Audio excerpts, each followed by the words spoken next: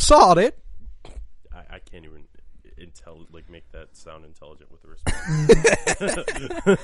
Well, nevertheless, let's jump into this episode of the Penny Bloom podcast. What do you say? Indeed. So this is like episode 130. Mm-hmm. I told my mom I was coming to. I was like, okay, I gotta go. I gotta record the podcast. Are you still doing that? I'm like, yeah. I thought y'all stopped. I mean, we take. We get some breaks here and there. Well over 100 episodes at this point. Yeah, 130 now. That was right. It is the 130th, and it's going to be a good one. Obviously, been a little bit over a month since we were high outside. It's been a little bit over a month since. Well, because we took the break because you went back to school, Rick and Morty went on break and such and so on and so forth, and we'll be back with the last couple episodes there. We're not going to dip on you like we did Umbrella Academy and Mr. Robot. Yeah, but Umbrella Academy was also kind of worth it just because it was starting to... See, the thing there was that, like, we made a poor choice. We did. Just a show that drops all at once is not to be spoken about week to week. It's just not the case. Yeah. It's not how it's supposed to happen. Not how it's supposed to work. But shit, man, what you been up to since we last spoke? Yeah, man, school and shit. Fucking... Yeah, I don't know. Just, like, busy as fuck with schools because I got, like, a bunch of senior shit, like, to do, which sucks, but... I feel you. Yeah, and I also have this one professor who we don't even call her type A. She's type A+. Oh, damn. I.e., I got to class 3 minutes late one time, and she knocked you the fuck out. Made fucking sure I knew that I needed to be in class on time. And I'm like, I'm sorry. I'm sweating. I'm dripping sweat right now. It was 90 degrees outside. I walked up the hill, made it nearly here, forgot my mask. So I had to go down to my car. Come back up the hill. Which I managed to do in about 4 minutes, which is impressive. And also the reason I'm covered in sweat. And also the reason I'm a couple minutes late. And the only thing you have to say is, Mr. Pennington, make sure that you're here on time. And it's only me and this other girl in there, so it's not like there's a bunch of people in the class. It's 2 people in this class. 2 people. Fucking sucks. Like, it's awful. Damn. Bro, I can't imagine being in a class that small. Like, I was only at Mizzou for a semester, and the smallest class I had, I was at Mizzou, so this is a different game in terms of student population. But, yeah, the smallest class I had was, like, 15 kids, which was crazy because after that, my second smallest class was like 250 kids. Holy shit. Because every single one was a fucking auditorium lecture. Yeah, that's just how it was. And I fucking hated going to that 15-person class. First off, it was 8 a.m. Yeah, no, 8 a.m.'s... I mean, dude, it's sorry. I'm living on my own for the first time in my life. I'm incredibly depressed. I will not be there at 8 a.m. It's just not how it's going to go down. And that's just the fact of the matter sometimes. I mean, I got out of there passing, so I was cool with it. But because it was at 8 a.m. and because it was 15 people, if I woke up a little late, I just decided I wasn't going to go. Right. Because, like, if I walk in, that is undoubtedly noticeable. I could walk into my lectures late, the 254. I had a class that was 497 people. That is larger than our high school graduating class. And we had a massive high school graduating class. That is, holy shit. It was the Journalism 101. I got there, I said, fuck this shit, I'm out. I am so happy. This is, like, to this day, one of the things I'm most grateful about is that I did not, like, commit in high school to going the journalism route because the only thing that makes sense at that point is to go to Mizzou to get that journalism degree because Mizzou is actually one of the better journalism schools in the country. Top 2? But the journalists that they produce, the people they produce, are not actually the people that I want it to be. I just didn't know that. It's this is weirdly true, and I have friends who are making their way in the journalism world, like Tillman, who hosts. Patterson's doing really well out there. Actually, Tillman just got a job as a reporter, so he's doing well too, and he's usually he's been a co-host here various times. Joined us for Zack Snyder's Justice League and the Falcon and the Winter Soldier for a couple weeks in a row, but Yeah, it's and see, that's the thing is that, like, to each their own. Right. That seriously was not for me. Yeah. My format of journalism is this. Yes. Yes. It is not stand in front of a camera and go, "Hello everybody and welcome in. Right. I am Colton Robertson and this is." My understanding of that program is that you can't really get out of it without going through rigorous TV journalism training, because that's what they're known for, is television journalism, like news stations. Especially now. Like, it's like you don't have many other options at this point. It's like, what are you going to go into fucking print? That's a mistake. That's a mistake. That's going to die. Like, inevitably. Inevitably. Within years. Yeah. Radio, I mean, just do a fucking podcast. Yeah. You don't. Yeah. Literally. And that's, like, a thing that I'm realizing more and more, too. Like, think about The Breakfast Club. Like, you know that podcast? Mm-hmm.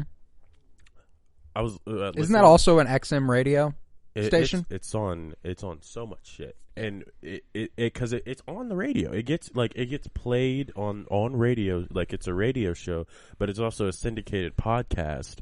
And it's also like on, Sirius XM. It's all these places. But people forget that this, like, The Breakfast Club is just a podcast.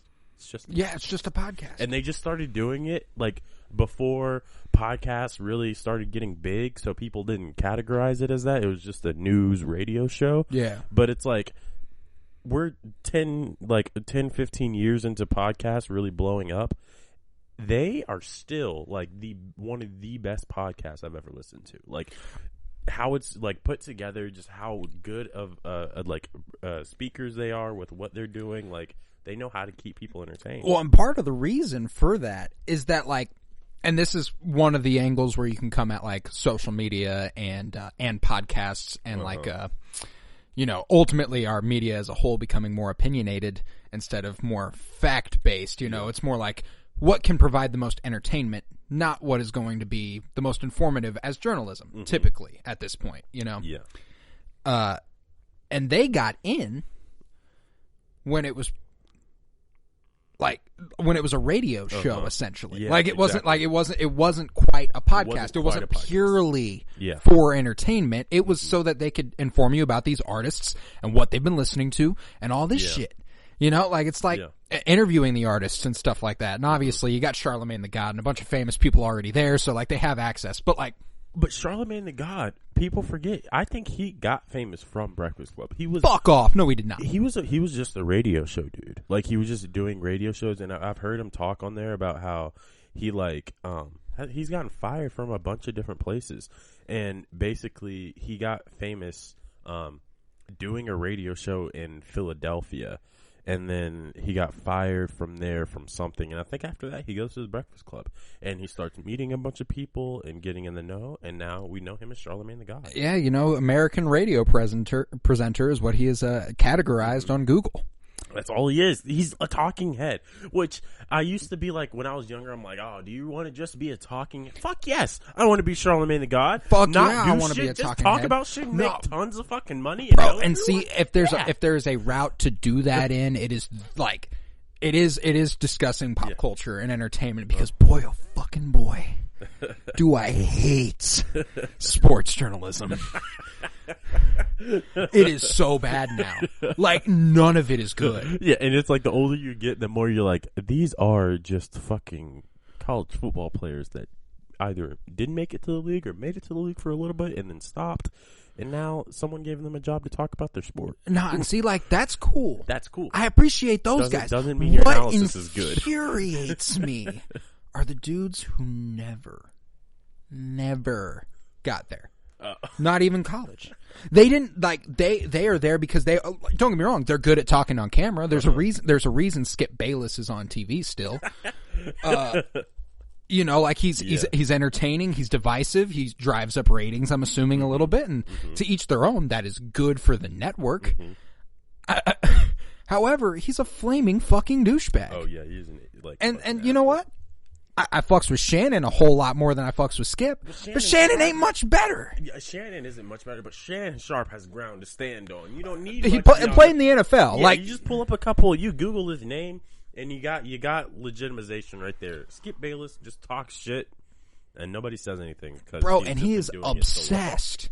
I can't wrap my head around it. This dude is obsessed. Mm-hmm. I'm just thankful that they don't talk about anything else. Yeah. Besides sports, because that would get ugly. I'm thinking like they get divisive on shit, and like Skip and Shannon. Uh-huh. The way the internet got divisive on this Ye and Drake stuff. Oh yeah. And that's what the episode's going to be about today. Yeah, so I think it's about time. It's about time. Let's jump into it, all right? Yeah.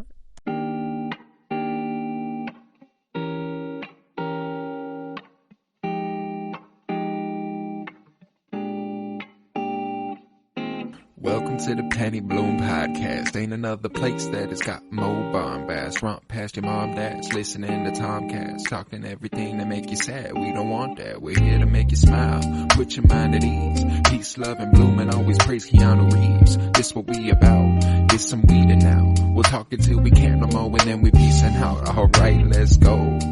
Penny Bloom Podcast. It's the Penny Bloom Podcast. Penny Bloom Podcast. It's the Penny Bloom Podcast. Penny Bloom Podcast. Penny Bloom Podcast. Let's fucking talk about it. So, been a couple weeks since we were last together, and since then there have been some major pop culture moments. There have. Drake released his 6th studio album, Certified Lover Boy. CLB. Ye released his album, Donda. Long awaited, long overdue. As every Kanye album is? As every Kanye album is. Every time he was like, it's dropping this Friday, and people were like, did you hear about it? Kanye's dropping this Friday. I was like, you're a fucking moron. No, he is not. And if you think he's even like, it got to a point where I was like, if you even think he's dropping on a Friday, you're dumb. And he didn't. He dropped on a Sunday. Which, very fitting. I was like, this is insane, actually. And it's just crazy to me, too, because it's like, the album, when it dropped, is not nearly as, like, compelling. Like, when I heard the album was out, I was just kind of like, oh, okay, I'll listen to it at some point. I wasn't, like, rushing to go listen to it. When I saw that notification, Donda streaming live now, I was like, click. Well, that's the novelty of the live. Exactly. Well, no, and, like, that aspect of Ye's rollout, fucking genius. That was fantastic. I won't knock any of that because, like, I mean, don't get me wrong. There's plenty to knock. He's a flaming fucking narcissist and the absolute worst. Yeah. But in terms of like a marketing and selling records, branding standpoint, this man's the only person who arguably does it better is Drake. Like in terms of branding and marketing. The idea that he did these... Honestly, I think Kanye's got Drake there. Drake he was good. We'll talk about it, but the Certified Lover Boy rollout, not really. I liked the Billboard shit he did, though. That was fine, though. But that's only to a very specific audience. Like, he was like wherever the cities, the artists were from, he kind of posted we can see the billboards on social media, but it's like, it's not... It doesn't hit the same as if you were it's not wow factor unless I just see it driving through KC. And that is what Ye brought to the table with the live performance, live listening parties, and kind of tinkering with the album, and then ultimately seemingly putting out almost everything he needed, like almost everything he showed. Because I mean, like standout for me is Jail. Yeah, that's my favorite song on the album, far and away. Really, I think Moon's got to be mine. Oh, Moon's gas too. Don't get me wrong. There are a couple standouts. On the whole, though, underwhelmed. And I don't know if it's just that I'm done with Kanye shit. But I think back to The Life of Pablo specifically. I was listening to that the other day. And so was I. Yeah. And the reason... Better album. It's the last good thing he released. Yeah. For my money. And even then, it was like everyone was like, I don't know. Yeah. This sounds bad and unfinished. It sounded so much better to me than Donda. Yeah. He ran into a similar problem to Drake for me on this album, and it's that if you are producing a sound in your music, that scratches an itch I feel you as an artist have already scratched. Mm-hmm. I'm not as into it. It's just scratched. Yeah, like I'm already good. And that's the problem Drake's ran into. Like, dude, 2016 was the last time Drake and Ye both did anything good for me. Holy shit. Views and The Life of Pablo, last time. Like, I Scorpion, alright. Like, it had some bangers. I was alright with it. Yeah, Scorpion was up. But, like, Dark Lane demo tapes, like that was a one-off. It seemed like he didn't even really do anything with that. Care Package was a bunch of old shit, so it wasn't even new Drake. And then he drops this, and long awaited. I was very excited for it, and it certainly has its place.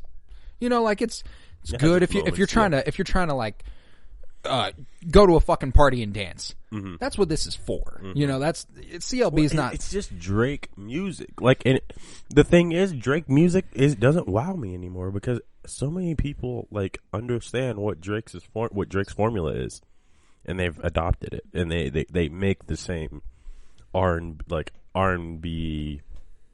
I don't know. I think of it as like luxe R&B, like luxury R&B is kind of what Drake makes. It's interesting because he is far and away the most commercialized version of hip hop we've ever gotten. Yeah. 50 Cent, Jay-Z, Kanye back in the day. None of it touches what Drake is now. Oh yeah, no. Because when I'm listening to it, there is this difference between Donda and CLB, and I don't want to compare the two because they're completely fucking different albums. Projects, yeah. And like, I'm not with a Donda or CLB. Fucking, I don't want either. Yeah. But honestly, like when I listen to Certified Lover Boy, like it's clear he's producing hits. That's all. That's all Drake tries to do. He is way fucking out on the art of this shit. I am making money. Is all Drake's doing. Oh, yeah, no, for sure. And, I mean, Ye is absolutely doing that. He is absolutely making money, and that is certainly part of his intention. But you can tell the way that he goes about things. It's obviously much more artistic. Yeah, he's actually creating new things. Like, he's that, and everything he does, he tries to do that, and that's part of his persona, right? Like, and I like that. I really like that line from, what is Jay-Z's on Jail, right? Yeah. Where he was like, don't ask who he is, he already told you, or something like that. Yeah, some shit like that. Yeah, and I was like, that was a nice little nod to like, hey, like, on one level, sure. Like, you can disagree with Kanye, Kanye's not a god. I think everyone knows this. But if he believes he is a god, who are we to tell him different? This man sold out like 3 different stadiums and nobody knew. Like, nobody knew it was happening. Like, what the fuck? I don't even know, like, do you know how many people it takes to fill those stadiums? Nah, that's what's crazy. Is that like, and obviously Ye's at that level. Mm-hmm. I'm doing a performance at this stadium. It's gonna sell out. It's just a guarantee. Yeah, right. Which, in and of itself, good for him. Yeah. Like, I above all else, I want to make that perfectly clear. Ye and Drake, fantastic at what they do. Yeah. I just don't completely fuck with it anymore. Right. And that's kind of my takeaway from it all, is like the moments where I hear something new from them, I like it. And the moments, and see, like, when that happens, I'm like, I know you're capable of it. Mm-hmm. Run with it, you motherfucker. Yeah, yeah. What are you doing here? Like, he put Kid Cudi and Don Toliver on the same song. That's a stroke of genius right there. He fucking so I don't know if you've seen this yet, but I saw this video talking about a couple things. First, the beats at which he says Donda on the intro track.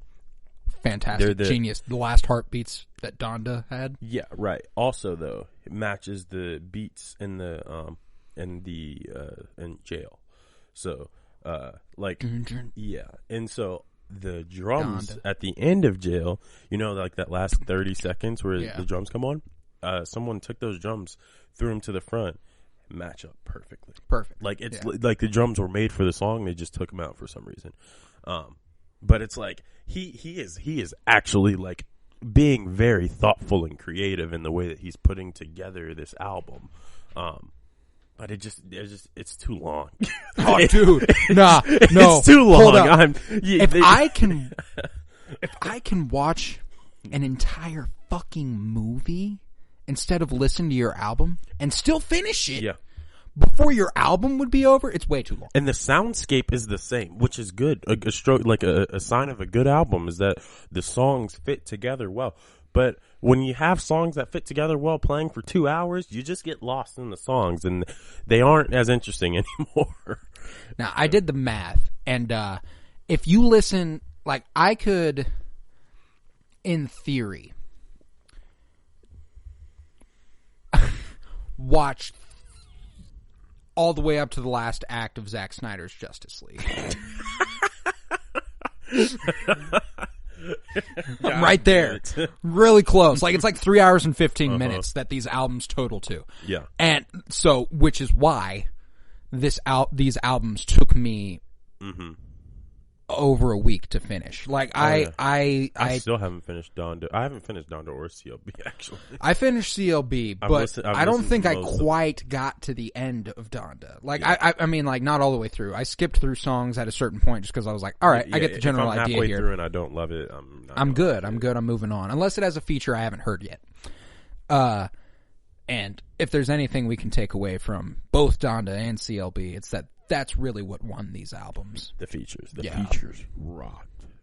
Like that, they were the shit. Like Jay-Z on both albums, Kid Cudi on both albums. Yo, I was like, Jay-Z's kind of making bank right now. Like, he has some bars on. Like, Jay-Z can still rap. No, that's the thing. Is that like was his last album 444?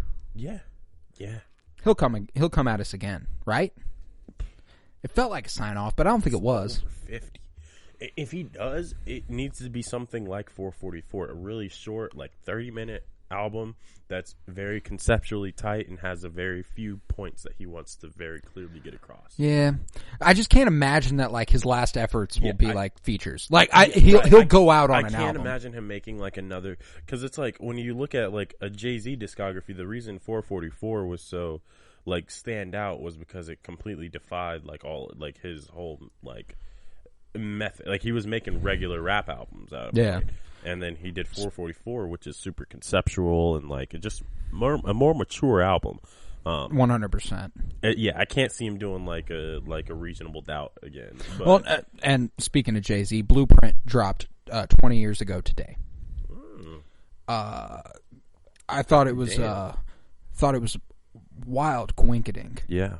I wonder what celebrity, because like someone like Jay-Z has to probably have so many anniversaries so far in the past that like one of them overlaps. It's probably worth it to commemorate them, but do they just like party every like anniversary or like big event? Nah, it's probably like the big ones. Like I'm sure he does like a Reasonable Doubt, like, and like not every year. Mm-hmm. Like that's like a 20 years of this album, you know?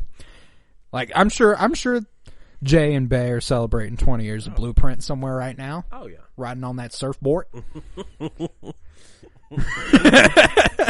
Riding on that surfboard. That's just my guess. But yeah, I've been talking a whole lot about how like I wasn't a huge fan of either of these albums. However, there are standouts. Mm-hmm. I liked one song that I didn't that scratched an itch that hadn't been scratched before on Drake's part was I Miss You Too. Featuring Kid Cudi. I liked it. It was different, and like it was like also a weirdly new vibe for Cudi. He hasn't gone that way a whole bunch. Oh yeah, no, he had been doing some kind of new stuff on there. Crazily, and I thought the In Too Deep wasn't. I like that one too. Future and Drake do have a thing. No, they figured that shit out. Yeah, they can drop any song and it's gonna be good. Like I cannot believe they haven't done the What a Time to Be Alive too. I cannot believe that either, honestly. Just because, like, do you know how many records they'd move if they just did that? Yeah. Like, and that's that's the part that's crazy to me is that Drake chases the bag. That's all he does. Yeah. So like that's got like I bet like 2025 when it's been like 10 years they're gonna be like What a Time to Be Alive too. No, they're trying to make some money off that shit for sure. Well, it's funny though because like thinking about it, like 2015. That's like the last time I would have said, "What a time to be alive," and like meant it in a good way. And meant it in a good way. Yeah, right now we're just like, what the fuck? What a fucking time to be alive, huh?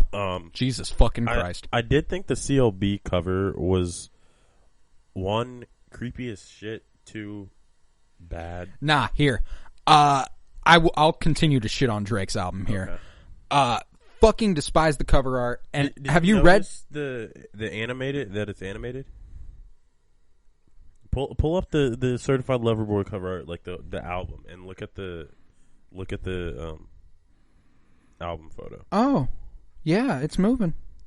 But why the fuck are you just having a bunch of pregnant emojis blinking at me? This shit is creepy. Like, no, yeah, that's weird. What is the concept? The thought? I have no idea what I'm walking into when you tell me multi-million-dollar recording artist Drake headlines with new debut or with new album, Certified Lover Boy, and you show me a bunch of pregnant emojis blinking. Like, what the fuck? Nah, here's the thing for me is that, like, he's a fuck boy. Mm-hmm. He's an absolute fuck boy. Oh, yeah. And I saw a TikTok that was like, I can't be excited about Drake albums because every single one of them sounds like a diary for the most unlikable man on earth. Yeah. 100%. I cannot stand listening to Drake rap about the things he raps about, especially consecutively. I'll listen to a song here and there. That's fine. But Jesus Christ, let me read you the description on Apple Music that made me go, all right, I never need to listen to this again. Damn, you're already there. You're like, I don't even think I want to do it again. A combination of toxic masculinity and acceptance of truth, which is inevitably heartbreaking. That's enough for me. Whoa. I've never looked at this. Toxic masculinity. Okay, first of all, this is 3 sentences, though. Apple Music, like, album... They be putting out, like... paragraphs. Like, and that's, like, if they're not written by the artist. Yeah, but this is... executive produced by me. No complaints about the executive produced credits or the dedications, but the acknowledgement of your own toxic masculinity. And I don't think the acceptance of truth thing is like trying to move on from that. It's accepting that you're a complete fuckboy and being okay with it. Yeah. I was like, I read that description and was like, oh, I don't even know if I want to start listening to this. It's so wild to me how, like, because you're like, what do these artists, like, you have to, no matter what you're doing, I believe that you have to have a thesis before you start creating something. And every album that gets created has a thesis, right? When someone asks you, what's your next album going to be like? What is going to be? What is it going to sound like? What it's about? They'll give you a thesis about what they've been thinking about that's been guiding, what they created. And it seems like the thesis for Drake is a combination of toxic masculinity and acceptance of truth, which is inevitably heartbreaking, which sounds like a lazy attempt at poetry from a high schooler. I'm sorry. No, it does. No, and see, that's the thing that annoys me about Drake is that, like, there are so many more talented people. Mm-hmm. There are so many more talented people than Drake. And, again... I don't want to be like a Drake hater because respect. This man has got the bag. Yeah. He has set his kids' kids he does make good music every once in a while. Oh, and don't get me wrong. I fucked with him for 10 fucking years. Mm-hmm. You know what I'm saying? Like, it's gotten to a point where I'm like, bro, you were 35. Grow the fuck up. You were 35, yep. I was like, hey, this shit hard when I was 16 because I thought it was kind of relatable at 16. At 16? Bro, I swear to God, I used to be bobbing my head at some Drake thinking about that girl. Like, man. Cups at a rose. Bitches in my home phone. I should call one and go home. How you gonna fight with me at Cheesecake? You know I let it go. How you gonna fight with me at Cheesecake? You know I let it go. See, I'm back in life. See, I can't take you nowhere. I think, like, and that's the thing, is that when I think about, like, I always think about if I'm becoming too cynical whenever I don't like something. Because, don't like, think that. Yeah. No, and I've grown out of that. Like, I was a very brief stint of things where I was like, and the reason I immediately it's like, no. Because there are still things that are released now that I immediately fall in love with. And so I'm like, so I know this isn't that good. Yeah. Like Chris Patrick. Did you ever listen to that Chris Patrick album? I did. Ooh. I was like, yo, like, see, I would much rather listen to some shit like, and like maybe this is just the natural arc of things. Chris Patrick has something to prove. And you can hear it. Like, you can hear that he has something to prove. And what got me to listen to him was this video of, like, showing one of his earlier music videos to one of his later ones. And he's not even, like, broken the threshold yet. But his evolution already has been from someone who wanted to rap to someone who started rapping to someone who started recognizing that they needed to say something in their raps. And you can so clearly say, like, he's see fantastic. I was like, and I cannot wait for whatever. Who was the dude who did a freestyle just signed to TDE? Ray Vaughn. Ray Vaughn, yeah. Bro, I listened to Ray fucking Vaughn. So we can talk about that too. Nah, fuck CLB and Donda. We're done. Yeah, they were all right. It was all right. Our discussion of them was all right because they were all right. If they would have been more in depth, if there was something to go more in depth. One more thing though, the Ye versus Drake beef, completely manufactured and bullshit. One of them needs to get shot before I believe it. But that's not going to happen. It's absolutely not going to happen. You know why? Because it's fake. It's fake. Like, Drake and Kanye are too big to have beef. If they have beef, it's getting handled in court. I promise you. No, here's the thing. They are so disconnected from reality that, like, there's no way they even would know what they're fighting about. Yeah, I don't know what they're fighting about. Nobody does. They're not fighting about shit.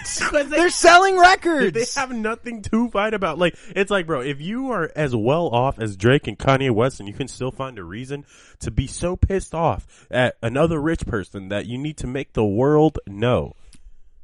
I want to make it clear that I wish for no physical harm upon Kanye West or Drake. I know I just said that one of them needs to be shot for me to believe it. But I mean, like, you know that won't happen. No, exactly. Like, what I need to see happen for me to believe, like, they need to be in my backyard, both with guns. They need to walk 10 paces away from each other, turn around and fire. If they don't hit each other, then I'm going fake. Fake. Y'all ain't actually beefing. That's funny. Ray Vaughn though. Ray Vaughn's nice. He is nice. The new TDE sign. Have you gotten into his old stuff yet? Yes, I listened to what is it called? Idol. Idol. Yep. I love and the cover art for Idol. The cover art for Idol, that one lone car with the brake lights on, just oof.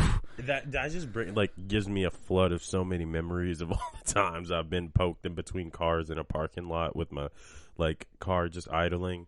Doing, you know what? Yeah, of course.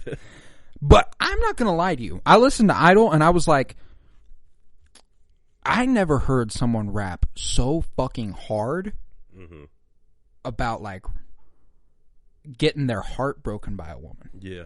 Nah, because usually, like, that was what was, like, mind-blowing to me, is because usually when dudes are coming like that, rapping on beats like that, rapping the way Ray Vaughn does, it's fuck bitches. I don't need women. Just money for me. And this dude was like, you hurt me. Yeah. You hurt me, bitch, and I want you to know. And see, like, I fuck with that. That's a vulnerability in an artist that I need to see. You know what I'm saying? No, especially it has complexity. The vulnerability in lyrics while coming at me, making me go, just like bang my fucking head. And I'm like, damn, this shit's sad. This shit's sad. Yeah.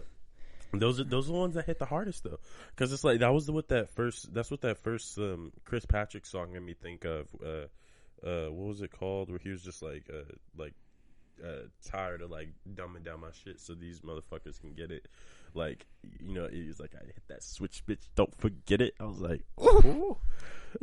Ooh. Yeah, no, but like when you get them, like, just like, I don't know, being like passionate about like sounding good, but also being passionate about what you're saying. Like, it's amazing, brother. And it's amazing, brother. Honestly, that was kind of a thing that I think the Baby Keem album lacked in a couple respects. I'm ready to talk about Baby Keem if you are too. It was almost too. It almost wanted to be too experimental, and it lacked the substance to experiment with. I fuck with that perspective. I thought yours is a more in-depth perception of this album. I went, the middle of this album is fucking boring. Yeah. It is. Like I fuck with the first few tracks, and I fuck with like the last half. Like not the last half, but like I think it's like whenever Family Ties and then After. Yeah. Like that's really good. Yeah. Yeah. But the middle of that, like when track 5 through 9, because even the Don Toliver feature was lackluster. It wasn't very good. Be good. I was like, Don Toliver's been hitting, but it just wasn't. It just missed that time, and like it happens. You know, there are bad features every now and then. Don Toliver's still dope. To be honest though, like I didn't really love Baby Keem's performance on Range Brothers. And like Kendrick's wasn't forgettable by any means, but it's not good. But like, it's not like him going all out. Like the parts that I love, top of the morning. Let's get this shit.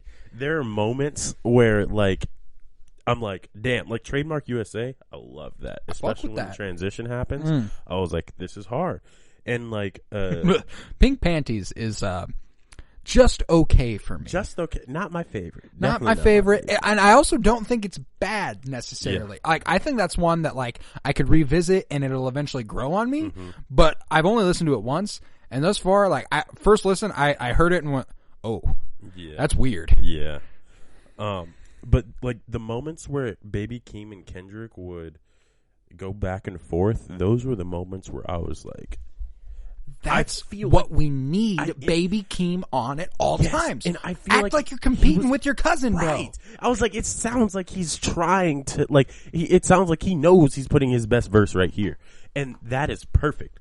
But, I mean, you don't have to do that on every song.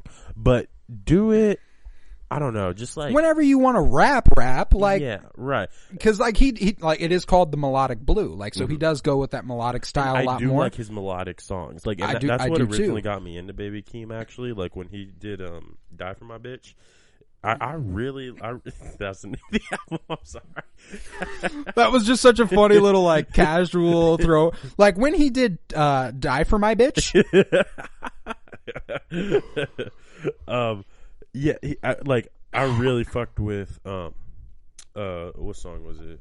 Honest. Do you remember that one? Yeah. I really fucked with Honest, and that's a melodic song. And I didn't know that Baby Keem could rap really, but now I know he can. Bro, cause Family Ties. He came with it. Family Ties was the single, hands down. Like, oh yeah, like it's so easy. Like it's so undeniably the best song on the album that it's like, I can't believe the rest of these songs are on the same album. Yeah, right. Because it's like, this was just that good. Family Ties is absurd. Absurd. Yeah, no, that shit was insane. Also, fucking Vent.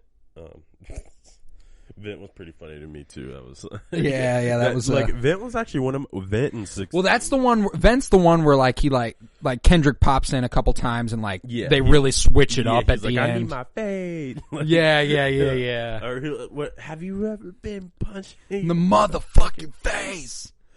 Nah, wait, bitch. It was like wait, bitch, something, and then But I like that song because I was like, it's called Vent, and they're just talking about like fucking running the fade. Like, this is straightforward. I can get down with that. Have you ever been punched in your motherfucking face? The best part, what you say? Oh, you haven't?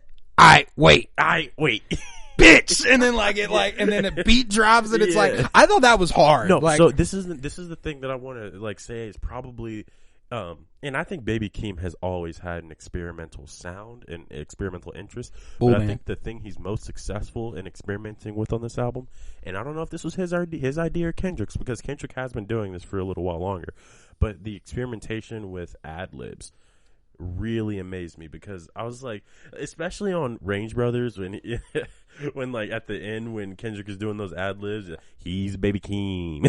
Like, well, no, and like that's what's crazy is like this felt like Kendrick throwing ideas at the board. Yeah. No, like I'm not gonna lie to you. I thought like at some points I was like, is Kendrick sabotaging his boy?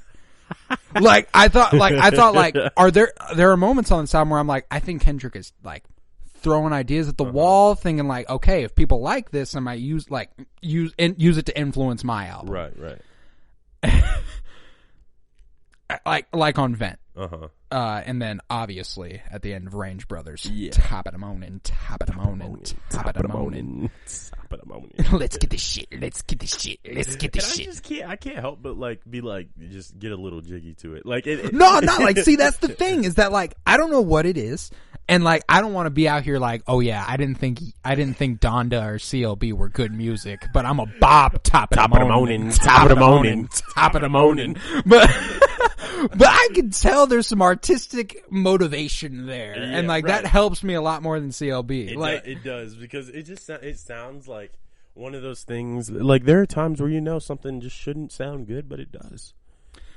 And there's certainly an artist who that most specifically happens with for me is Earl Sweatshirt. Yes, that was the vibes I was getting from from Baby Keem mostly was very early Earl vibes. Oh, who was the dude you got? Mavi? Mavi. Yeah. Mavi and Baby Keem are very kindred spirit for me. They would make a crazy ass track together. Yeah. I've never thought about that. Nah. Damn. But Do-Rag Activity? I like that one too. I did like and I like Baby Keem on that one more than I like Travis Scott. Oh, I always like Travis Scott's the one feature that will help your song. Undoubtedly, he will make it sound a little better, but you will usually outperform him. And that's just because it's the same thing as what we were talking about with Drake. Mm-hmm. We've gotten about as much sound as we're going to get out of Travis Scott, right? Which is why on Astroworld, the features stand out. The songs are good, the features stand out. I mean, there's a reason "Sicko Mode" was the biggest song in the world. And it wasn't Travis Scott. No. He was hardly on that song as far as I remember. Oh, yeah, that was a Drake song. I remember the Drake, I can't even tell you a Travis Scott part in that song right now off the top of my head. I can't either. No, all I can think of is, I just took a Xan, or I took half a Xan, whatever. Yeah. Out like a light.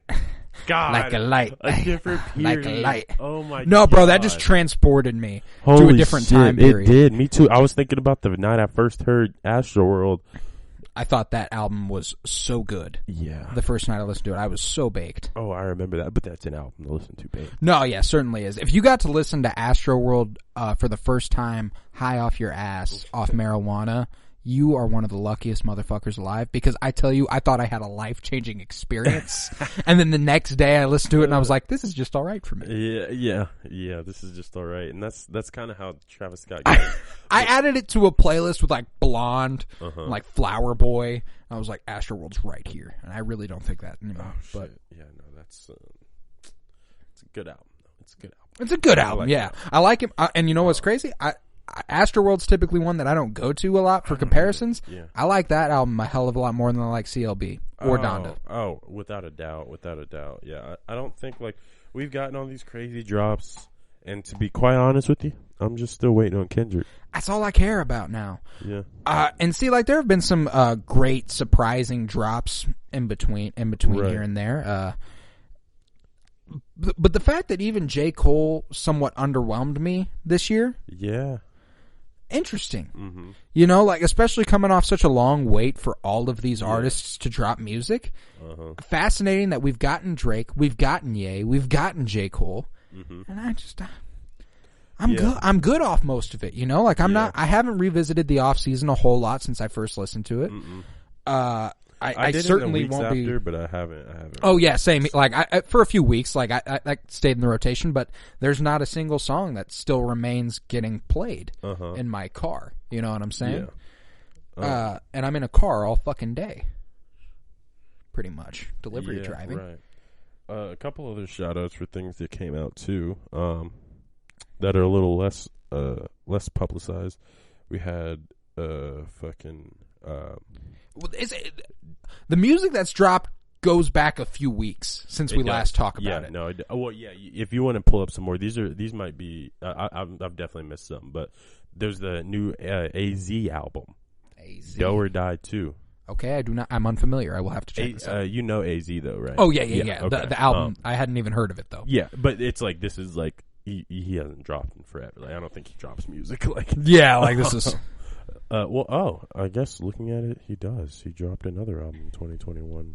You listened to that Boldy James and the Alchemist? Yeah, that was Bo the next Jackson. one I was gonna say Bo Jackson. fire. Nah, like that right now. That gives everything this year a run for its money. Even the cover, the art too. The artwork is amazing. Oh, dude, and like I'm a sucker for Bo Jackson. Uh-huh. You know, like my dad idolized Bo Jackson when he was growing up, so my dad therein instilled a love for Bo Jackson for me at a young age. If I got to see Bo Jackson play, I would fucking. He would be the coolest. He would be the coolest motherfucker of all time. Yeah, undoubtedly. And like I love that like Bo Jackson apparently for Boldy James has been a nickname. Or is his name straight up Bo Jackson? Wait. I think his real name is Bo. Really? I'm pretty sure. Oh, I didn't know that. I'm going to look into it real quick so I don't sound like a complete fucking idiot. Yeah, I was excited to get a... I'm completely fucking wrong. Ignore that shit out of me. James Clay Jones III. Fuck no, it ain't Bo Jackson. There's got to be a... I feel like there are multiple bars on that album where he mentions being called Bo. Yeah. Being specifically called Bo Jackson. Uh-huh. Which songs did you like from that album? I liked every song from that album. I swear to God, like, and that's the thing with Boldy James albums I'm finding is that he puts them together so well. Let me tell you. Griselda might be the greatest rap collective of all time. Oh. Yeah, probably. Conway the Machine, Benny the Butcher, West Side Gun? West Side Gun also dropped? Yes, he did. Oh, they all drop all the time. They do, yeah. Benny the Butcher's got like 3 projects this year. Wait, he dropped Pyrex Picasso and Trust the Sopranos. Like, this dude's been busy. And those are gas, too. Those were a couple I was going to bring up. Wait, Benny the Butcher? The Butcher coming! Yo! What? Nah, bro. I have not heard Trust the Sopranos and Pyrex Picasso. Gotta check those out immediately. How have I missed these? Like, I keep up with Benny the Butcher. Like, when you follow him on Twitter, right? Yeah. So do I. How the fuck did I not find these on Twitter? When the Plugs I Met 2 came out, like, I was looking forward to that. Like, I would wait. Like, I remember. Like, oh yeah, I was like, that's gonna be some shit right there. Holy shit! Trust the Sopranos, Pyrex Picasso. Yeah, but I like how they do it. Like, they drop really short projects, but they do a lot of them. They do a lot of them. That's what I fuck with. Is like, and then like Boldy James is a part of that Griselda collective. Yeah. There's another guy, Makami. You familiar with Makami? Yes, so Makami is really interesting because he apparently had an album that was like valued at like it was like thousands of dollars. Like, he was like charging like thousands of dollars for his album. And well, didn't he get like a title exclusive debut album? Yeah, he's gotten all these crazy like cosigns and like just like things that have happened that he's done. And nobody even knows what this motherfucker looks like. If you fucking, he wears a mask. He has like he's like songs. MF Doom. Yeah. And he just like doesn't even have that much music though. And he dropped an album in 2021 though. He did. Pray for Haiti. And this shit is fucking gas. Seriously? Yeah. Like, I know I'm gonna keep coming back to it since it was the main topic of the episode, Donda and CLB. I'll take that over either of those two. Like, same with Bo Jackson by Boldy James, and I'd take Trust the Sopranos. Pyrex Picasso was just okay for me. Trust the Sopranos is the one you really, really need to get a look at. The first song on that actually samples an absolute fucking classic. That's it's the theme song for Wet Hot American Summer. It's a TV show. And it's just, like, it's got like this strong 80s guitar. Yeah. But it's like, it's got a hip hop twist, obviously. It's just sampled. And it's like, fuck, that is outstanding. Yeah. It's funny, it says on the Makami description, enigmatic, Newark raised rapper who has recorded with DJ Muggs, Your Old Drew, KL Chris, and Earl Sweatshirt. And that's it. That's all they know about Makami. No, like, I was looking into it because me and my dad were talking about it. He really fucks with Griselda because, you know, like, all of them are like his age too, which is like huge for him. He's like, dude, the fact that Benny the Butcher, Conway the Machine, Boldy James, these dudes are 40. I fucking love the fact that your dad is listening to Griselda. Oh, dude, it's probably his favorite rap group. Damn, like, for sure. Griselda is fire. No, it's 100% my favorite rap group at the moment, now, and has been for months. Fuck the Migos, like, fuck Migos, fuck Brockhampton, fuck anybody else doing it right now. Griselda's the shit. Griselda is the shit. Yeah. But we were talking about all their ages. And I was looking into it. I was looking for Malkami's age. They don't know. Nobody fucking knows. They're like, we guess he's mid-20s. Yeah. Bro, what's mid-20s? Like, if you're wearing a mask all the time and you're guessing this guy's mid-20s, this dude could easily be 40. Like, but how does he even have a name for himself? It's just crazy to me how some people make this shit work, like, in the game. Like, whoops. Damn. Rest in peace, that ball. I've been playing with a ball the whole episode. I'm also sitting on a futon. So if I sound like I'm, like, comfortable, but I could also be comfortable laying down, that's why. That's why. Because I'm on a futon. Fair reason. You want to move on to our movie segment? Let's talk about some movies. So, since we last talked, August 3rd, I believe, we did see the release of The Suicide Squad, which we have a live commentary of. But I know you want to get your thoughts out, too. You weren't a part of that live commentary. What'd you think of The Suicide Squad? Yeah, the Suicide Squad movie was interesting to me. Because... No, what's crazy is, like, sorry, you texted me when you finished it. You were the first person who had anything even slightly bad to say about it. Really? And you didn't say anything bad about it. You just said, like, it was, like, there were some choices where I think, like, this could be critically viewed pretty poorly. Yeah, right. So I want to hear more about it. I was just blown away when you texted me that because I was like, I've seen nothing but everyone thinking this movie is fucking perfect. Yeah, right. And I think that's just generally because it's an entertaining ass movie. Like, it's... it's overwhelmingly fun. Like, the first 5 minutes, I was like, yeah, because at first, like, everyone's like, who the fuck are these characters? You're like, bro, we're following his power is what? This dude can throw a ball accurately. His arms separate from his body. The detachable kid, TDK. Did nobody check if the weasel could swim? Then they did the Jar Jar Binks and had the fucking So as you can hear, it greatly it was just absurd. And it delivers. It delivers, and I cannot say anything terrible about the fact that this is a superhero film that was marketed to a mature audience, made hella gory, hella bloody, hella fights. All the stories are build up to more fights, which I understand. That's where I'm like, after you texted me that, I was like, okay, if I'm thinking about this critically, the story is extremely lackluster. There is no point. There is no point. Yeah, the point is to write something that's just wild enough that by the end of it, you can justify a giant, like, telepathic fucking starfish. Starro the Conqueror, baby. I was like, halfway through the movie, there were multiple points actually where I was just like kind of looking around like, does anyone know why this scene is occurring right now? And I'm gonna tell you, the first time that really, really happened for me was when Harley Quinn and the leader of of Corto Maltese were like, they had their whole love montage about 45 minutes into the movie, and I was like, is this actually happening right now? Are we in like a dream sequence? What the fuck's happening? This just took a total change of tone. And like, I was absolutely okay with it because I fucking love Harley Quinn and I loved everything that was happening. It was beautiful visually. And like, that's really where you got to get to just watch what's happening. That's the only point. Like, it's like you get to the end of the story and it's like, what was it for? What was it for? But I also think that's kind of the point of the Suicide Squad. So the thing is, that's a good point too, right? Is that like the Suicide Squad members are endlessly exploited, even when they win, they're still exploited, and even when they lose, they're always they're always going to get the short end of the stick.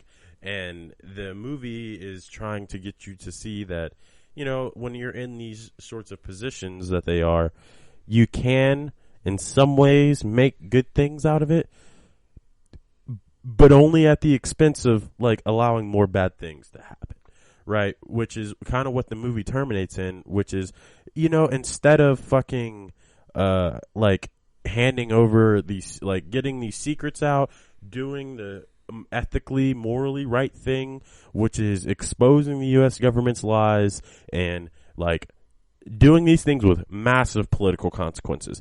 Instead, they don't do that. They make a bargain for their own freedom, which is still marginal because, like, they're just criminals who now have their freedom. And will inevitably be chased down. Surely. Like, Harley Quinn is only going to be... They're only going to get in more trouble. Like, that's just the fact. And so, when you think about all of that, and then go back to the beginning, and then think about the narrative that gets depicted, right? It's revolution is occurring. A country is falling into shambles. The United States is the United States was tampering with this government, and now the government's going to collapse. Now the United States needs to cover up its tracks, get out. And that's what they send in the Suicide Squad for, right? And so you think, so this movie's going to go like this, right? They're trying to, like, they've been hired to help the United States federal government, but they're doing bad things, so they're going to make the right decision by the end of the movie. And you see this ideological battle play out, none more explicitly than the fucking awesome scene when Idris Elba falls through the fucking building, hits the ground, and is across from John Cena, and you're like, and then the fucking see him. The fucking pulling that line all the way through.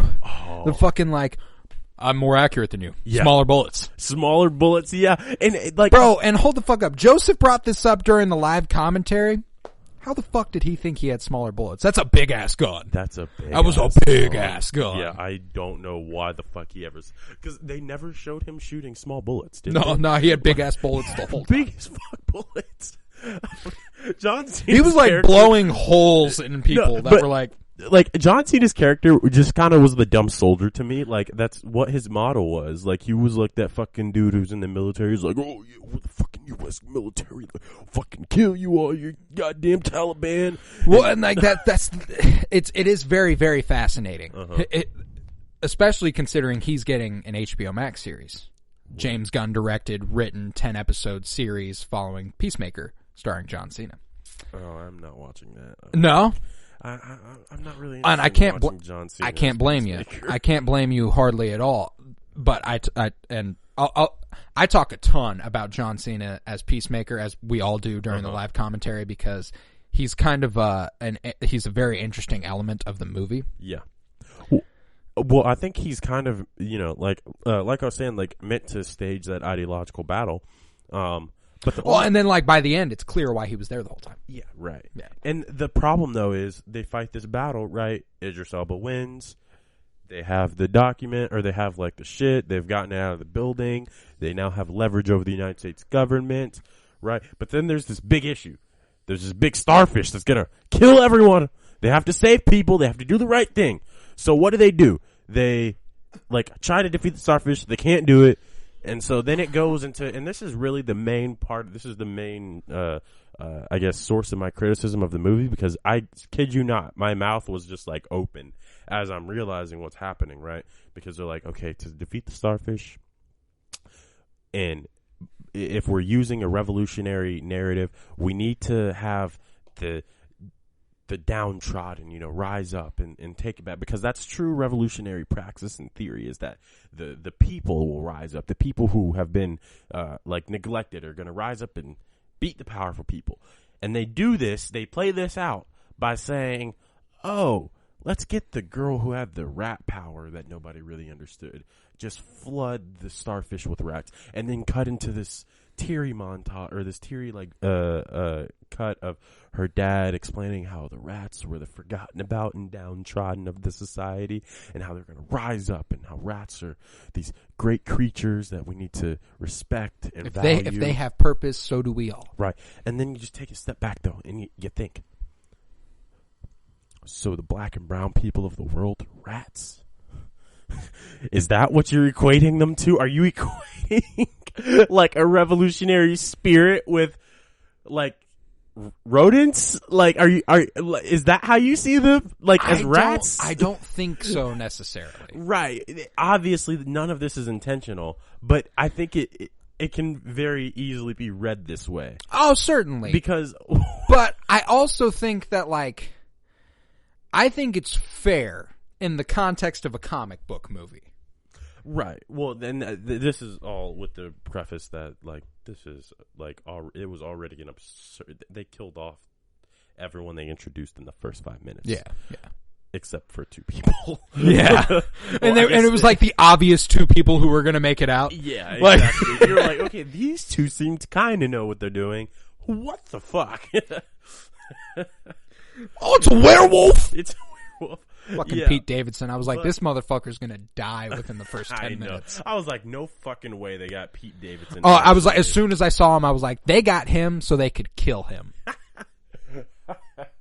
Yeah, they did. And it was fucking awesome seeing all of it, but it's just like, theoretically, like, the writing, I thought, was like, it just could have been a little more thoughtful. Like, you know what? That's probably fair. If you're trying to tell this socially conscious story, because that's the thing, though. I don't think my impression of the movie was that like the revolutionary aspect of the story and the government side of the story, like it is literally all that's pushing the narrative forward. Yeah, that's all it is. But mostly, you don't really need to give a shit about it. Yeah. Like, that's not what this movie's for. Yeah. Like, that, like, and so, like, as you were saying, it definitely could have been more thoughtful, just because, like, it's very clear that's not where the thought was put into this film. Yeah. Yeah, no, definitely. And so, like, it's just, like, you kind of have to, like, figure out what kind of movie you're watching. Like, I would be a lot more upset if this were Zack Snyder's Justice League that was, like, a movie that was focused on character development, plot lines, about like grander arguments about what the Justice League's role in the world was. True. This is not about the future of the Suicide Squad. This is about fucking action. No, yeah, this is like, we want you to know this is as action comedy as you will ever fucking get. Yeah. You will never get more action in an action comedy than you're getting here. You'll never get more gore in an action comedy than you're getting here. Oh yeah, so you might get more comedy in an action comedy. Yo, this is a lot right now. Like, man, this is like, I'd never seen so much blood in a movie based around DC or Marvel characters. No, the fact that within the first 15 minutes you literally watch a person's face get blown off. Yeah. Like, I'm not talking about Savant getting his head blown up. I'm talking about Pete Davidson getting shot in the face, and then his whole face being gone, and it being zoomed in on his face while that happens. Yeah, yeah. They were like, and that was the first one. Like, they were like, we want you to know, this is what you are getting into. Uh-huh. And like, so when it comes to like the action sequences and stuff, and the visuals, I thought it was very beautiful. I thought the soundtrack kind of rocked. I thought I thought the action sequences were fucking dope, and I do absolutely agree. The story elements are far and away the weakest element of this movie.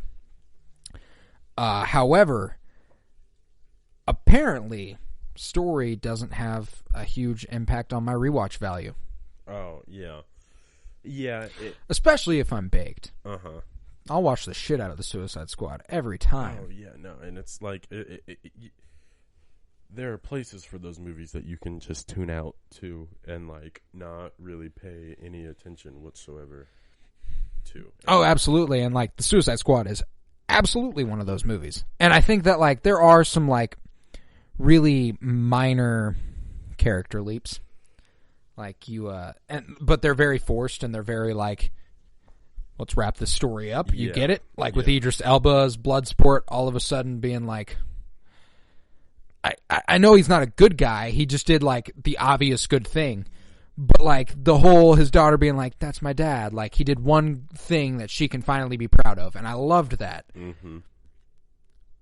And then they did the whole Idris Elba, like, petting the rat and him overcoming a trauma and stuff. And, like, I liked that. It was very simple. It was very simple. And I appreciate that. Like, that's cool. It brought the characters full circle. Like, they did what they have. Like, you can't have a movie that doesn't develop the characters. However, I don't think that outweighs the fact that he yelled "fuck you" at his daughter earlier in the movie. You know what I'm saying? Like, he got in a screaming match in which he said, "I never wanted you. Fuck yourself. Get out of here," to his daughter. Yeah. And frankly, there's not really an amount of character development that can happen to where I'm like, I forgive you for that. Like, you're kind of a piece of shit.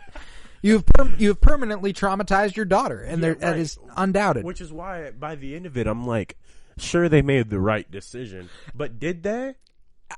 Here's the other point here. They're the Suicide Squad. Yeah. They're a group of villains. Like, you're not supposed to like them. Like, you're not supposed to be like, these are good people. Yeah. Like, they are the worst. They are the worst of the worst criminals, supposedly in the DC universe. You like them is because they're in such a state of subjugation that you understand that, like, there's no excuse. Like, no matter how bad they are, there's no excuse for the way the U.S. government treats them. Right. Yeah. Which, and so like by the end of it, and part of the reason why I even still feel at all strong about the critical perspective of the movie is that it's almost like the message is make a deal, get yourself out from under the boot. But that's the end of it. Like, it's like it's a happy but sad message, right? Which is that if you do get that leverage, then you can figure out a way to free yourself, but you will not be taking other people along with you. See, that is you still that's absolutely fair, and that's absolutely why I choose not to care about it. You know what I'm saying? Like, it's like it is funny the way that I've just kind of completely ignored the elements of the movie I don't like. Yeah, right. Because you're like, damn, they just traded their freedom in for the maintenance of the United States fucking imperialist militaristic regime to continue operating without, like, any consequences or ramifications. Yeah. And I think I ultimately think that certainly for trying to take a real world message away, it is extremely bleak and devastating. I also just view it as it's a comic book movie. Yeah. And that's the other element, is that, like, there's always going to be a government that's going to be a little bit fishy, especially in the DC universe. Right. And there's always going to be the villains who get away at the end. Yeah. That's just always going to be the case. And you just may decimate an entire island. Who knows? And like, see, and these are the very reasons that, like, comic book movies always get critiqued story wise, is because, like, they are the way they are, and the story elements they have not set themselves up to be the best. Yeah. Like, and if you find a really good superhero movie that's just like, holy shit, what the fuck? Mm-hmm. It's usually because they didn't adhere to those story elements. Mm-hmm. Yeah, no, literally. I'm thinking of one, but I just can't. It's not coming to my brain, or like the name of it isn't. But there's definitely been an example of a couple, like, superhero movies where I'm like, this is like a very real take. This is kind of maybe like I was thinking of Titans, actually. Titans is an example of a superhero story or a comic story. I don't know if you can actually call Titans a comic story, because I don't think they pull from the comics all that much. It's just the comic characters. Yeah, just the characters. But, like, in terms of telling a story with superheroes, like, they're very thoughtful about sort of the way they kicked off season 3, though, was very, very rooted in comics. Oh, really? Yeah. Okay. I still haven't gotten there. I'm still working. Oh, okay. You'll see, and you'll be like, oh, yeah. it's like one of the biggest moments in DC Comics. Yeah. Okay. At least in recent memory. Yeah. But yeah, so Suicide Squad, good movie. Like, don't hate it at all. Like, I understand. I actually thought I was thinking at first that, like, critically it would have gotten reviewed bad, but, like, it probably, like, critics are smart enough to understand that they don't need to be, like, fucking dissecting the theory of Suicide Squad to render a rating on it. But nah, but you absolutely right. Like, your critiques of it are directly on the nose. Like, it is incredibly ignorant and white. Yeah.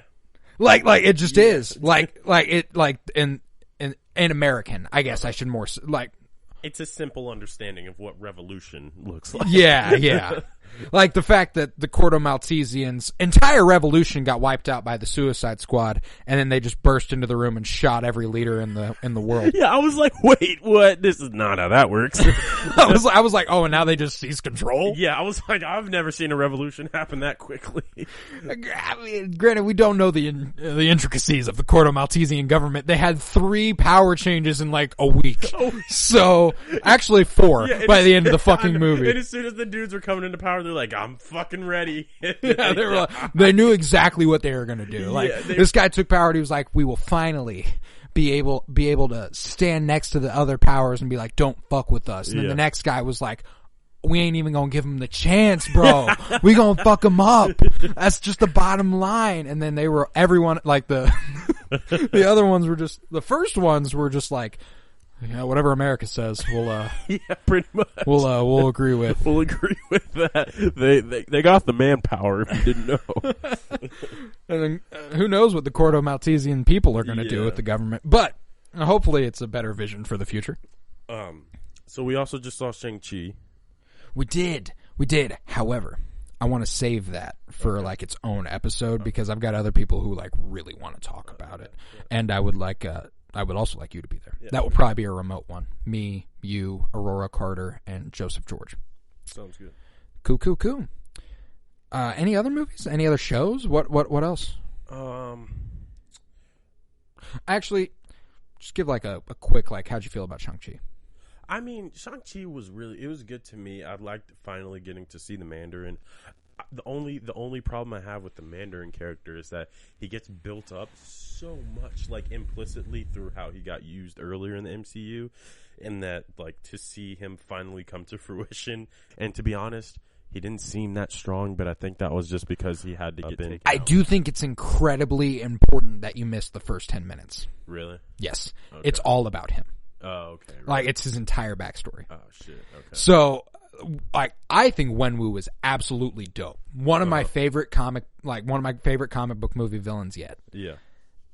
And I didn't realize how much it is predicated on that backstory. Oh, like, you really? needed to watch that first 10 minutes. Damn. Okay. Well, unfortunate. No, but we were 10 minutes late to the theater. You shouldn't have been though. The movie started right at 6. What movie theater does that? Never. Maybe they're doing away with the. I don't. Because I saw it twice, and the first time it was a 9 p.m. showing. Yeah. Previews started at 9. Yeah. And every other movie I've gone to in the last 21 years of my life, the movie previews start at the showtime. Yeah. Never once have I sat down at 6 p.m. and the movie started at 6 p.m. You're like, oh, they on time with this shit. No, like I dead ass like kind of panicked. Like I was like, oh shit. I feel real bad about this. Yeah, no, it's all good. I guess I'll have to catch it some other time. But on Disney Plus in like 30 days. In 30 days, okay. I need to watch the Black Widow movie. I have a friend who bought it on Disney Plus. I also bought it on Disney Plus. So I need to. That shit was like $30, wasn't it? Yeah, but it was $30 to go see Shang-Chi in theaters. So that's fair. Yeah. Yeah, but I need to watch Black Widow. I can't think of. I don't think I've seen any other. Oh, I watched Loki finally. I finished Loki. So have you seen the What Ifs? Yes. Yeah, that's going to be conjunction with the Shang-Chi episode. That's part of the plan. Which one? The first 5. The first like 5. Like a general conversation, a little bit on each one, focused where we feel like we need to focus. Yeah. Have you caught up with it? With What If? Yeah. I've seen the first 2 or 3. I watched the You watched the T'Challa Star-Lord? Yeah. Yeah. That one's fucking dope. No, and like this is one of my favorite concepts for Marvel ever. Yeah, no, this is and the comic book series is awesome, been going on for tens of years, decades. Oh, really? Yeah, but like they've adapted it to be like simply MCU moments, like, and I love the way it's like, sure, there's one What If that is the focus, but you will see all these other characters and all these other What Ifs that stemmed from this What If, right? And that's what's awesome. But so my question is the narrator of What If Bernard related to Loki? Oh. Related to the ending of Loki. I don't want to. Have you watched? So you finished Loki? I finished Loki. I don't think so. Okay. I think, just given the comic book lore surrounding the Watcher, voiced by Jeffrey Wright in What If, I don't think anyone knows this motherfucker. Okay, so it's just the stock narrator. Yeah. Okay. And that's kind of been his role all throughout stories, and every once in a while he'll get used in a compelling way that's like. will he intervene finally? Like, will the Watcher intervene? Because that's like never to intervene. Yeah, right. Which is why I was wondering if like maybe that was the Watcher was the role of the end of the person that we meet at the end of Loki. Yeah. But yeah, I guess like, and I know you've all already talked about Loki at length. I cannot imagine, like, because I haven't listened to any of those episodes, but we watched it week to week, and we theorized week to week. And I know what I'm saying is I can't imagine what those theory conversations must have been like. I'm gonna go listen to a couple of the episodes now that I've seen it, but no, and see, like that's what's a shame about it. I don't think you can now. Like it's like some of the theories, like now that you know how it ends, are so dumb that it's like right. But it's so the show is so hard to like grasp at first. Like I didn't know what pruning was until like episode 4 when I like felt like I needed to Google it because I missed that first explanation. See, and that's what's interesting about me having watched it week to week. I knew what that was week 1. Yeah, because I studied it, I looked into it, I did took all the notes, and we talked about it at length. We didn't know what pruning does. Yeah, which we find out later. But it was just like I watched that first episode high as shit, and I was like, I'm not following. Like we're speeding through a lot of developments here that I feel like are setting this whole season up, and I'm missing it. All right, I got one question. How'd you feel about the relationship aspect of this story? I mean, I understand. That's exactly the response I was looking for. No, because it's like I get why they put it in there, but like, did we need? I don't feel super. I only feel 30 to 40% weird about it because, like, I don't know. They're not related. No, see, that's the thing. Like, no, they're not related. They serve the same cosmic role. But I saw a tweet that was like Loki and Sylvie being together as if like Tom Holland and Andrew Garfield just made out on the No Way Home screen. I mean, but it's like, that's not... No, it's the same. They're variants of each other. It's the exact same. I also saw one that was like Thor's brother kissed Thor's sister. Well, but Loki not isn't by blood. Thor's brother. Not by blood, yeah, of course. But the general idea of it. I know, god damn it. But it's like, I don't know. No, I'm with it though, because I had the same like, I've been made this way because Emily fucking despised it. The internet fucking hates it. I was alright with it when I finished it. You know, I was like, you know what? I get why they did it. I would have been okay without it. Certainly. I think it was useful for character development. It was meant to sort of explore the narcissistic roots of Loki's character and like his own care for self that has been like the focal point of his character everywhere he's ever shown up is that he's selfish. I really liked the Professor Loki. That's kind of what I refer to Loki in this, and like throughout the whole show is. And they did it once, like he called him Professor Loki. Oh yeah, because he goes on like analyzing and stuff. Yeah, I was like, this iteration of Loki is literally just Professor Loki. Like I feel like that's just like a cool way to think of him, because I felt like he was just kind of, and it turns out, you know, by the end of the show that it probably wasn't even.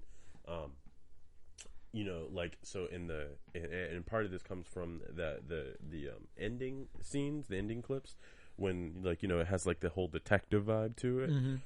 And even the intro, like, I thought the Loki intro, like, just where they flashed, like, Loki on there, masterful. I loved that. Oh, I loved it, too. Oh, dude, and, like, again, this is kind of similar to the Suicide Squad. I have no complaints about the visuals. No complaints. I mean, casting... awesome. Yeah. Love Tom Hiddleston. I loved Sophia DiMartino as Sylvie. Like Owen fucking Wilson. Yeah, Owen outstanding. Wilson was awesome. No, holy like shit. I was like, Owen Wilson was awesome. People like talking about how Sylvie showed Loki his development. I think Mobius had every bit as much of a hand in that as she did. Oh yeah. And like I thought, like the soundtrack. Holy fucking shit, dude! That like synthy like. Yes. Like I was so like ominous, and you're just like, It turns out I read somewhere that they think that those clips at the end weren't like someone from the TVA or Loki himself looking at files, but it was the character at the end of Loki, because there's a clip in there where you can see a thumb, and it's clear whose thumb it is.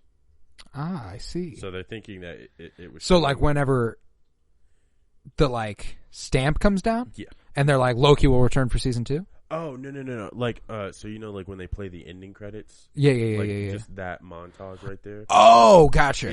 You can see a thumb in there. And so you can see kind of who it might be looking at these papers or doing this investigation or detective sort of thing.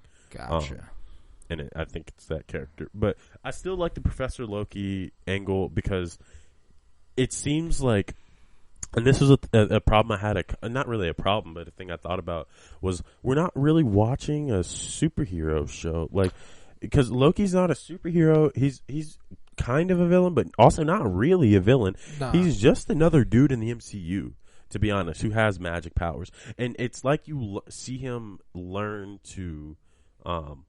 be okay with that very fact. Yeah, right. Like, he's just that's what he's told. Some crazy shit, and he doesn't need to have some like particular importance. He doesn't need to be the king of Asgard. He doesn't need to be the like of some notable position somewhere, have all this power. He's just like he can be a useful part of the team by just being a normal fucking guy. Yeah, he's and honestly become one of my favorite MCU characters.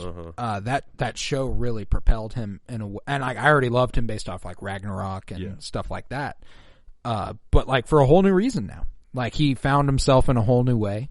And I think that's one thing that's like a really, really good takeaway from this show. There are several people who are very disappointed, just because like, whether you like it or not, after those first 2 episodes, Loki really does take a back seat in his own story. Like for a couple episodes at least. Yeah, he did. And I also understand the complaint that like you could have replaced Loki with literally any character in the MCU and the story could have been the exact same, except for like the whole like self-love thing. I mean, there's plenty of characters that the self-love thing could have worked for too, though. Yeah, like no, this is true. This is true. Yeah, but I thought Loki was good. I like the MCU. Loki was actually the first MCU show that I watched. So I'm probably going to watch Falcon and the Winter Soldier next. And then I think you'll fuck with that. There will be aspects of it you do not fuck with, though. Falcon and the Winter Soldier? Yes. Did you? They will be they will be the exact same aspects that I brought to the table talking to other people who were just like, oh, this shit's crazy. And I'm like, they really did black people dirty here. Damn, really? On some occasions, like or black women more specifically than anything, because they do pretty good. They do pretty good with Sam Wilson. Like his character's pretty solid. I was gonna say the response from Falcon and the Winter Soldier was not nearly the same as Loki, so I feel like that show probably didn't perform as well. Like I'm not going in expecting it to be as good as Loki was. Story-wise, it's my favorite MCU show so far. Really? Yeah, far and away. There are just some aspects of it, like your complaints with like the revolutionary kind of like the Suicide Squad stuff. Falcon and Winter Soldier handles revolutionary in a really Marvel way. Yeah, because they're pretty propagandic. Yeah, you know what I'm saying? So it's like if you're a revolutionary, you're gonna get fucking stomped at. Yeah, because it's fucking like Falcon and the Winter Soldier, i.e. they're filling in the vacuum for Captain America. So it's like them two together are Captain America now. You'll see. But I think there's this actress in that show, Erin Kellyman. She plays a character named Carly Morgenthau, who is one of my favorite MCU characters in a while. She's absolutely awesome. Like up until Shang-Chi, she was probably my favorite new introduction to the MCU in Phase 4. Bucky's awesome in it. Sam Wilson's awesome in it. background on his family is cool too. Like you'll enjoy that show. WandaVision is also a really cool, creative, and you know what, you'll probably really enjoy that front to back too. It's probably overall my favorite MCU show so far. Yeah, just because like it is pretty romantic. Yeah. Like that's kind of like the point of it. So WandaVision was tied to Doctor Strange too, right? WandaVision, you will need, if you want to see Doctor Strange 2, you will have to watch WandaVision. When is that? Doctor Strange 2 comes out this year, right? March of 2022. No Way Home comes out in December, though. No Way Home's going to be huge. Oh! I think, like, it's crazy that they're about to give us No Way Home and Multiverse of Madness back-to-back. Yeah. Because I think we're about to get straight up, like, the two best solo movies Marvel's ever. Wait, so No Way Home is November and... No, The Eternals is November.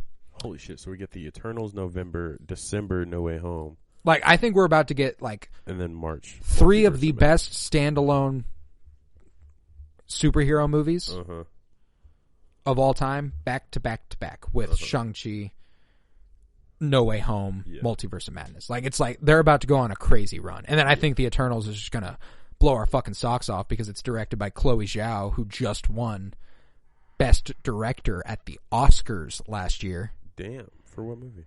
Nomadland.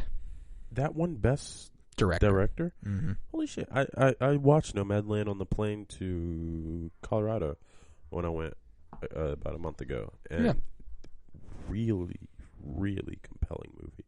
If you haven't seen that, I would really suggest you watch it. And it's a very quiet, tranquil, and contemplative movie.